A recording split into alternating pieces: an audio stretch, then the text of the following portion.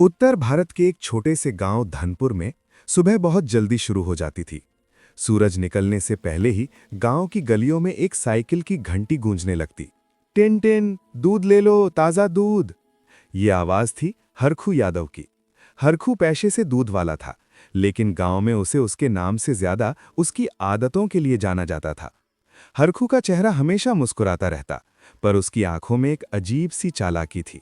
वो जितना मीठा बोलता, उतना ही मीठा दूध कम देता। कभी दूध में पानी, कभी माप में हेराफेरी, कभी बीमार गाय का दूध। उसका एक ही उसूल था, फायदा बस मेरा हो। गांव की औरतें अक्सर कहतीं, हरखू भैया, आज दूध ज्यादा पतला है। हरखू हंसकर जवाब देता, अरे बहन, गाय ने आज ज्यादा पानी पी लिया होगा। और बात वहीं खत्म। गांव के लोग और मजबूरी। धनपुर में दूध लाने वाला कोई और था नहीं। हरखू जानता था कि गांव वाले उस पर निर्भर हैं। यही निर्भरता उसके लालच को और मजबूत करती गई। हरखू का घर गांव के बाहर था, एक पक्का मकान, नई मोटरसाइकिल और घर में भरा हुआ अनाज। लेकिन दिल, वो कभी नहीं भरा। एक बच्चा, जिसका नाम था मोहन। इसी गांव में रहता था मोहन, 12 साल का एक सीधा सादा लड़का। उसके पिता बचपन में ही गुजर गए थे। माँ बीमार रहती थी। मोहन सुबह शाम हरखू के यहाँ काम करता, गायों को चारा देना, दूध के बर्तन धोना, साइकिल साफ करना। मोहन अक्सर देखता कि हरखू कैसे दूध में पानी मिलाता है। एक दिन मोहन ने हिम्मत की, काका, ऐसा करना ठीक नहीं है, लोग भरोसा करते हैं। हरखू की मुस्कान गायब हो गई। उसने मोहन को घूर कर देखा। ज्यादा समझदार मत बन, दुनिया चालाकों की है, सच्चों की नहीं। मोहन चुप हो गया, लेकिन उसके मन में सवाल उगने लगे। एक सुबह गांव के स्कूल में हड़कंप मच गया। कई बच्चे बीमार पड़ गए। डॉक्टर ने कहा, दूध में मिलावट है। गांव वालों की निगाहें सीधे हरखू पर गईं, लेकिन हरखू ने कसम खा खाकर खुद को पाक साफ बताया, मेरे दूध में जहर हो ही नहीं सकता। कोई सबूत नहीं था। हरखू बच गया। उस रात हरखू ने ज्यादा दूध बेचा। उसने सोचा, देखा, कुछ नहीं होता, लालच ही असली अक्ल है। मोहन ने तय कर लिया था, वो चुप नहीं रहेगा। उसने गांव के बुजुर्ग रामदीन काका से बात की। रामदीन काका ने गहरी सांस ली। बेटा, सच बोलने की कीमत होती है। मोहन बोला, तो मैं देने को तैयार हूं।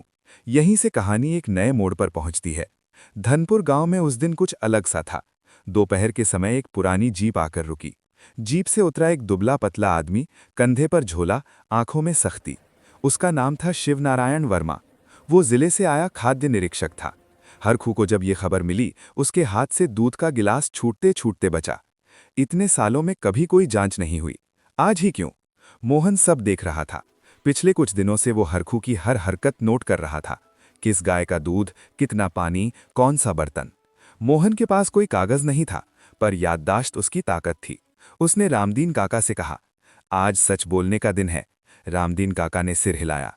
भगवान तेरे साथ है बेटा। शिवनारायण वर्मा हरखू के आंगन में पहुंचा। सुना है आपका दूध पूरे गांव में जाता है?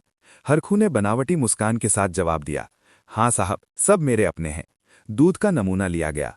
हरखू का दिल जोर जोर से धड़क रहा था। वो बार बार सोच रहा था, आज पानी कुछ ज्यादा तो नहीं मिल गया। जांच के बाद हरखू ने निरीक्षक को अलग ले जाकर कहा, साहब, गांव में रहना हो तो कुछ खर्चा लगता है। उसने चुपके से पैसे बढ़ाए। शिवनारायण ने पैसे देखे और जेब में डाल लिए। मोहन दूर से सब देख रहा था। उसकी आंखों में निराशा थी। तो सच हमेशा हार जाता है। रात को हरखू ने सपना देखा। उसने खुद को एक कुएं के पास देखा। वो दूध का घड़ा कुएं में डालता है, लेकिन जब निकालता है तो घड़ा खाली। आवाज गूंजती है, जो दूसरों का हक छीनता है, उसका भाग्य सूख जाता है। हरखू घबरा गया, लेकिन फिर खुद को समझाया, डरने की जरूरत नहीं, सब मेरे काबू में है। अगले दिन मोहन की मां की तबीयत बिगड़ गई। डॉक्टर ने कहा, इन्हें शुद्ध दूध चाहिए वरना हालत बिगड़ेगी। मोहन की आंखें भर आईं। वही दूध जिसमें हरखू पानी मिलाता था। मोहन ने फैसला किया, अब वो चुप नहीं रहेगा। मोहन सीधे पंचायत पहुंचा।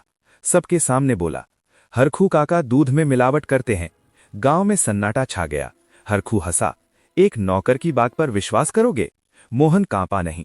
उसने सारी बातें गिनाईं, लेकिन सबूत फिर भी नहीं था। पंचायत ने फैसला टाल दिया। हरखू फिर बच गया। पर उस दिन पहली बार हरखू की नींद उड़ी थी। उसे लगा, लालच की जमीन हिलने लगी है। हरखू जब गौशाला पहुंचा तो उसके कदम रुक गए। 3 गायें बैठी थीं, दूध देने को तैयार नहीं। उसने डंडा उठाया, चिल्लाया, उठो, आज दूध नहीं दोगी तो क्या खाऊंगा। लेकिन गायों की आंखों में डर नहीं, जैसे कोई शिकायत थी। हरखू के हाथ कांपने लगे। 2 दिन में हालत और बिगड़ गई। अब आधी गायों का दूध सूख गया। डॉक्टर बुलाया गया। उसने साफ कहा, जितना ज्यादा जबरन दूध निकालोगे उतना शरीर कमजोर होगा।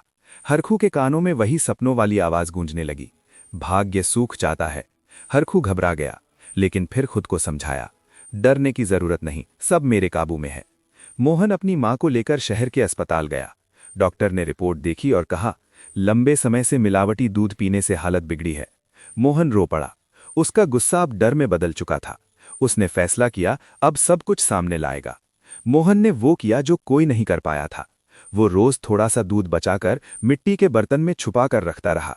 1 हफ्ते बाद दूध में बदबू, परत और गाढ़ा पानी अलग दिखाई देने लगा। रामदीन काका के साथ मोहन वो दूध सीधे अस्पताल की लैब में ले गया। रिपोर्ट साफ थी, मिलावट खतरनाक स्तर पर। गांव में बड़ी पंचायत बुलाई गई। इस बार रिपोर्ट हाथ में थी। शिवनारायण वर्मा भी बुलाया गया। रिपोर्ट देखकर उसका चेहरा उतर गया। जिला अधिकारी को बुलाया गया।